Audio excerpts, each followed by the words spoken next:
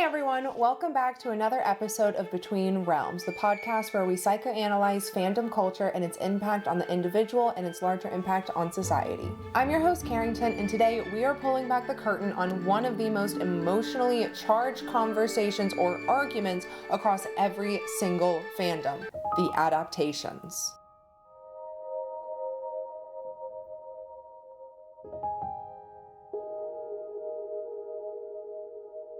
The journey from page to screen is paved with excitement, betrayal, heartbreak, and sometimes pure magic. But here's the big question we're tackling today. Can adaptations ever truly satisfy fans, critics, and newcomers, and the original authors all at once? So let's decode the messy, beautiful psychology of adaptations. Let's start right at the heart of it. Why do we even care so much when books are adapted into movies or TV shows? It comes down to something psychologists call narrative identity. We don't just consume stories, we build ourselves through them. When we deeply connect with a book, we weave its characters, values, and even its world into our personal mythologies. It's not just someone else's stories anymore, it's ours, it's yours individually. So you know how when you're doing a book club or you're reading a book for class, or if you've ever collectively read anything and people have different perspectives. Oh, I read this and I thought that. I watched Inception and I think Leonardo DiCaprio's totem fell over. I think it stayed up, and that's just a movie example. But in book examples, Game of Thrones is a wonderful example of how we build ourselves through the stories. If you're somebody that read the original books, you know that certain people connect more with other characters. And I'm going to talk specifically about Daenerys Targaryen and all of the people that really connect to her character and her empowering story as we go through, versus the people that really don't like her character, think she got what she deserved in the end in the movies, and we're still waiting on the end on the books. And you guys better leave George R.R. Martin alone. I have a video to show you guys about him. No, that's later. I'm gonna get to that later. I can't get ahead of myself. I have a video to show you about him later. I'm gonna get back on the soapbox soon. Leave that man alone. He is precious and wonderful, and you put too much pressure on him. Makes me upset. Through Daenerys Targaryen's storyline, a lot of people were able to find empowerment in their own lives, find ways to stand up to themselves, to other people, to the things in their lives that weren't making them happy. And then the TV show adaptation goes off and kills her in the end.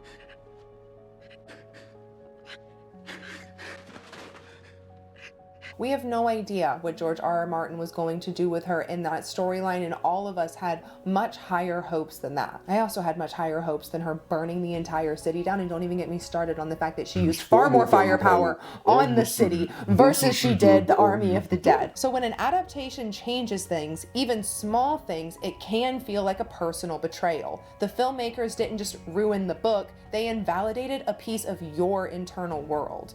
That's why fans can have genuine grief reactions to bad adaptations: anger, bargaining, sadness, and even sometimes cautious acceptance. The 5 stages of adaptation grief are real. We're coining that. Sure, it's easy to shout the book was better and to put those stickers all over your notebooks and everything, but it's far more complicated than that.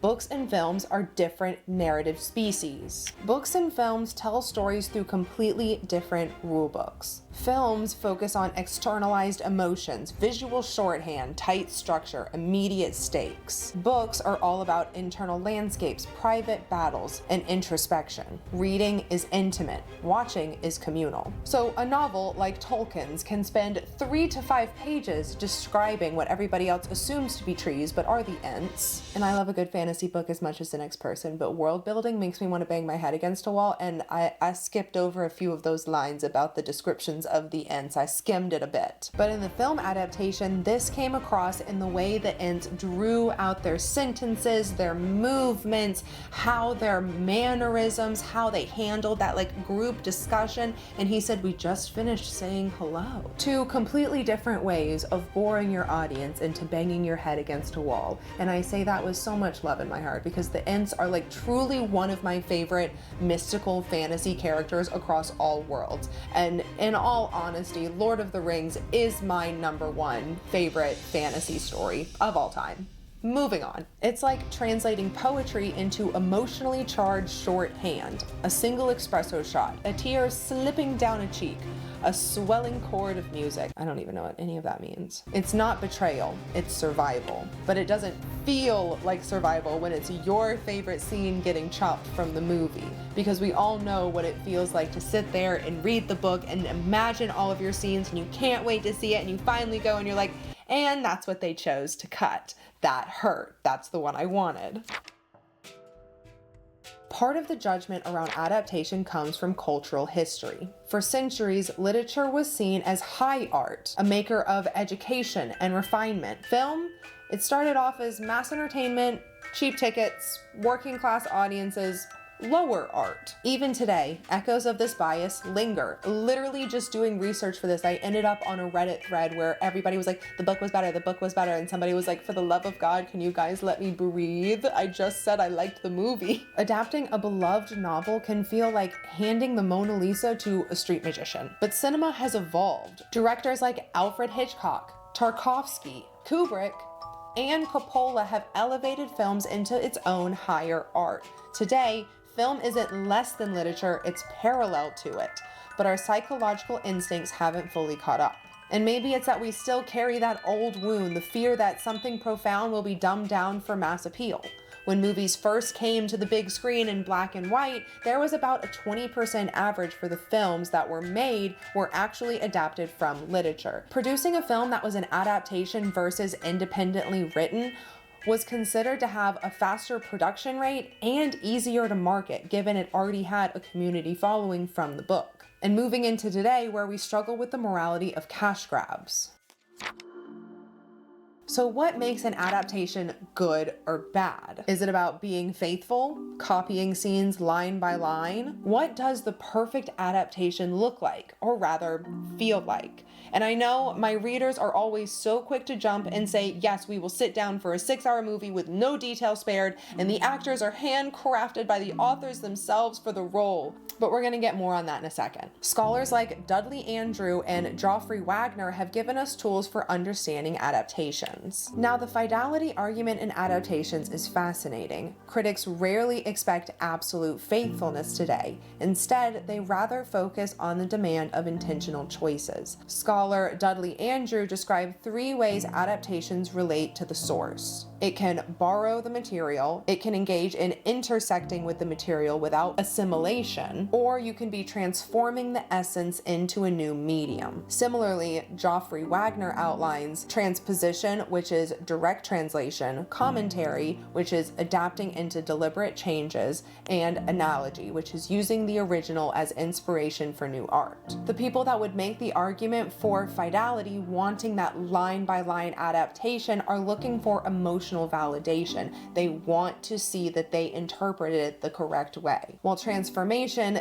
focuses more on emotional flexibility. Can I see my beloved story in a new light? While both perspectives can work, they can both fail. Now let's compare Lord of the Rings, Percy Jackson's Lightning Thief, and Hunger Games in their adaptations. For the Lord of the Rings trilogy, the director Peter Jackson cut scenes, altered character arcs, and left out quite a bit of early lore, but emotionally, he was very faithful. You can feel Tolkien's spirit throughout the entire series. Versus Percy Jackson, they changed plot points so carelessly that it didn't just stray from the books, it trampled over their emotional core.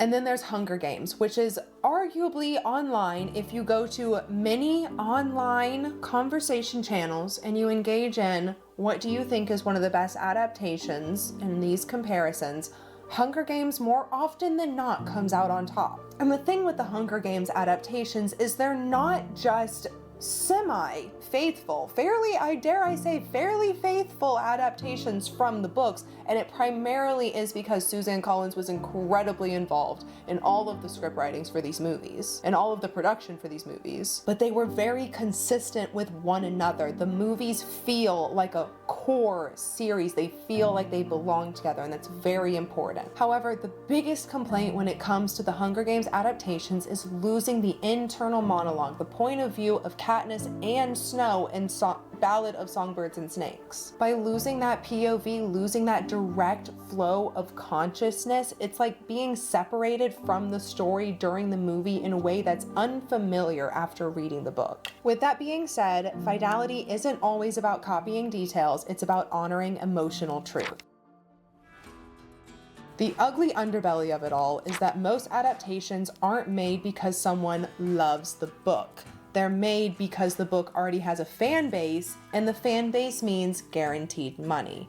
Studios chase built-in audiences to minimize financial risk. This is why we get rushed adaptations, watered-down storylines, and awkward modernizations that no one asked for. Psychologically, this creates brand betrayal syndrome. When a beloved book gets poorly adapted, fans experience a mix of consumer betrayal and personal betrayal. So now it's not just they ruined my favorite story, it's they used my love to sell me something hollow. And because fandoms build communities, bad adaptations can actually fracture groups. Different camps form over which parts were acceptable or unforgivable. When beloved stories are adapted, especially when large changes are made, fan reactions aren't random and they're not dramatic. They actually follow well-documented psychological patterns. The 5 stages of grief, fandom style. You're watching the movie for the very first time. It cuts from one scene. You know what's supposed to happen next. All of a sudden, we're like 5 chapters ahead, and you're like, wait a minute, there's no way. And this is if you follow it in order. Not everybody follows the 5 stages of grief in order. You can experience all of them. You can experience all of them in random orders. You can experience some of them, not all. Some people immediately jump to anger. They're mad. They're whispering to the person next to them who's telling them to shut up and pay attention to the movie. Then there's bargaining. Maybe we'll do a flashback. Maybe there'll be an explanation. Maybe it'll be added in somewhere else. Maybe they reordered it. It'll come up in a conversation. And it doesn't happen by the end of the movie. Then there's depression. You're on the ride home. It was your favorite scene. You had thought about it the entire time. You were ready. This movie was announced. This was all you could think about. You wanted to see it on the big screen. And maybe you make it to acceptance. Or maybe you're like me and I still have not watched the TV show of Percy Jackson and the Lightning Thief because I'm still angry at the movies. Because fictional stories become part of our self-concept through a process called narrative transportation.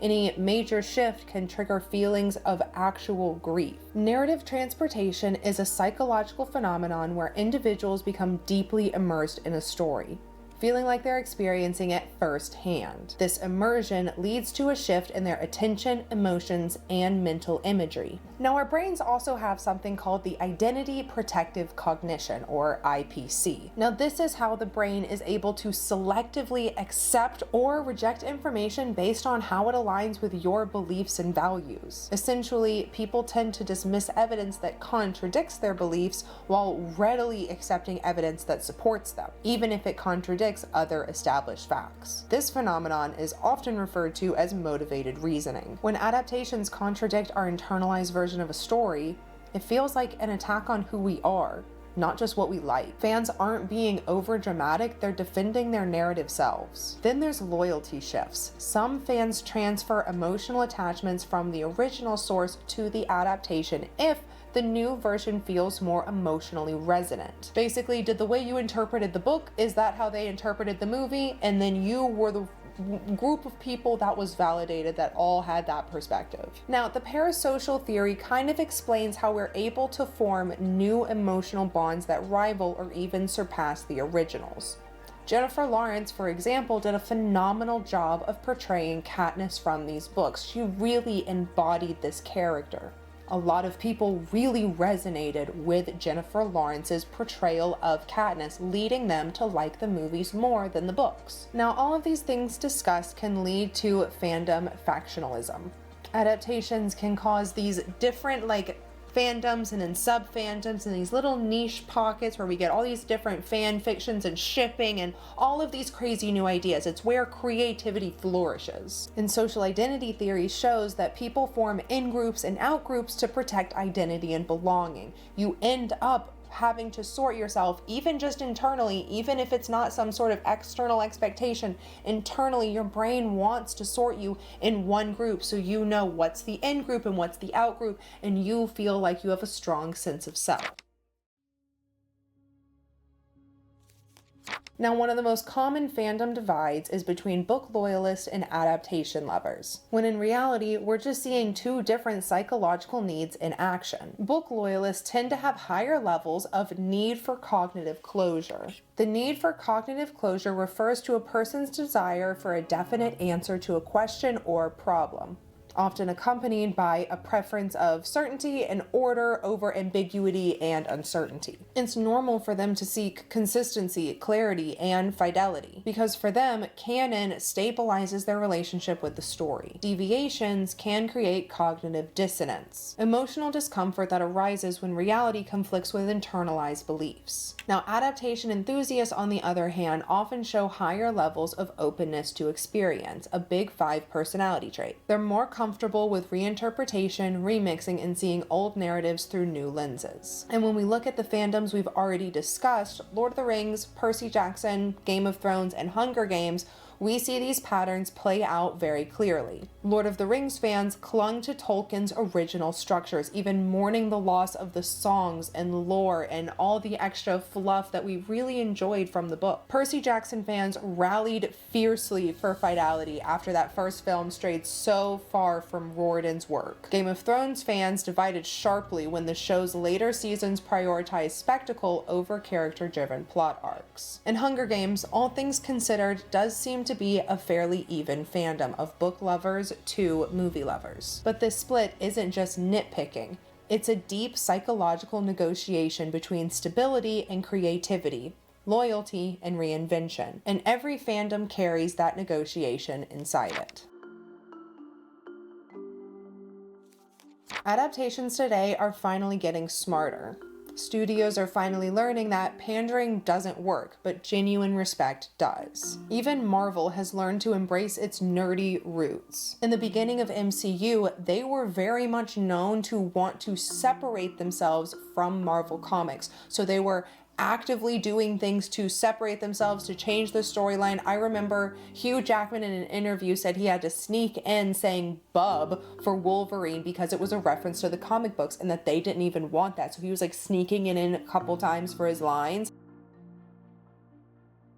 And slowly over time, Marvel has allowed more and more source information. We've been drawing more from these storylines, especially with Infinity War and Endgame. And then Marvel went into their era of television, and then they tried to keep the same movie pace but chop it up into different episodes. And then finally, Daredevil Born Again did a truly phenomenal job after Agatha All Along's fantastic, amazing success. Both of these stories drew from the comics, really engaging the core comic book Marvel fandom again.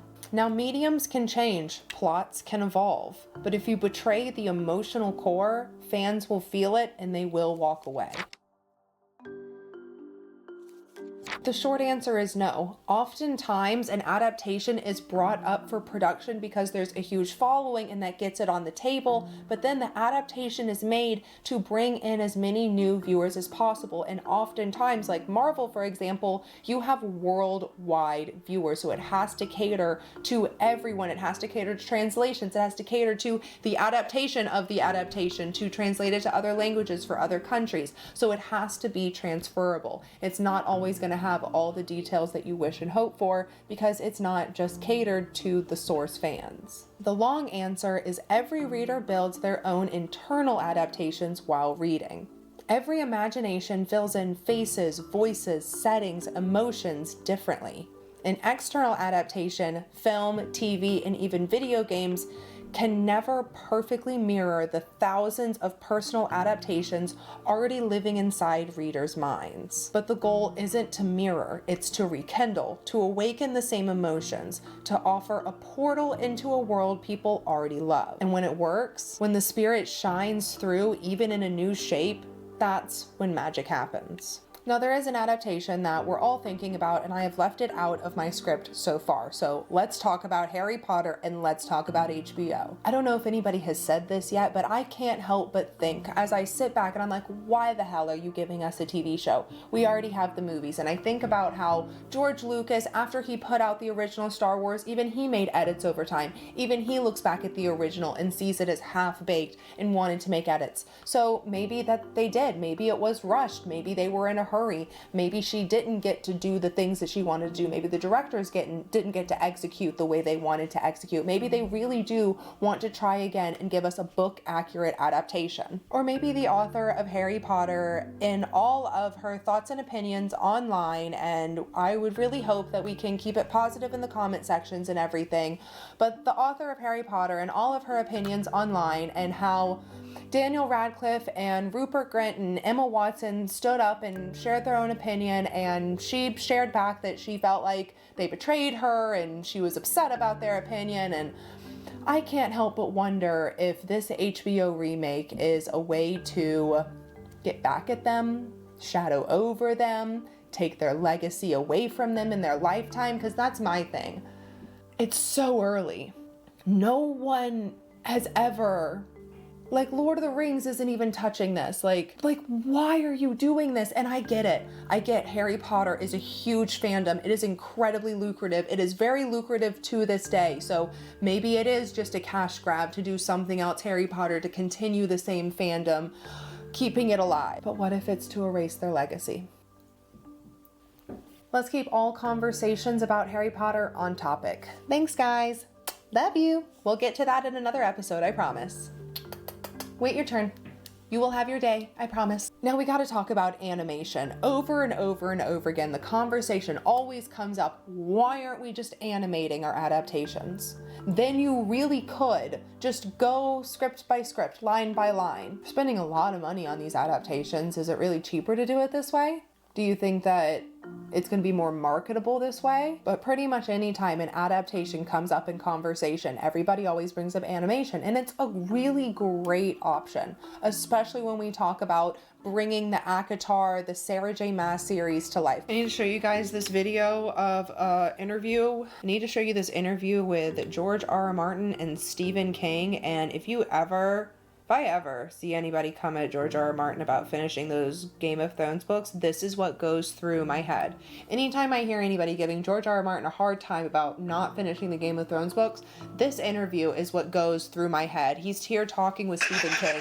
How the fuck do you write so many books so fast?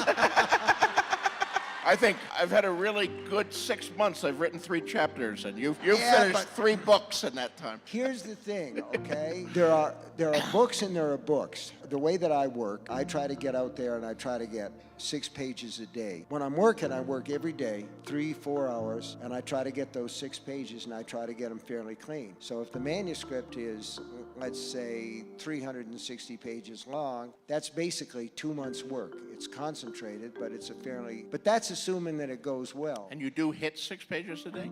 I usually do. You don't ever have a day where you sit down there and it's like constipation and you write a sentence and you hate the sentence and okay. you check your email and you wonder if you had any talent after all, and maybe you should have been a plumber.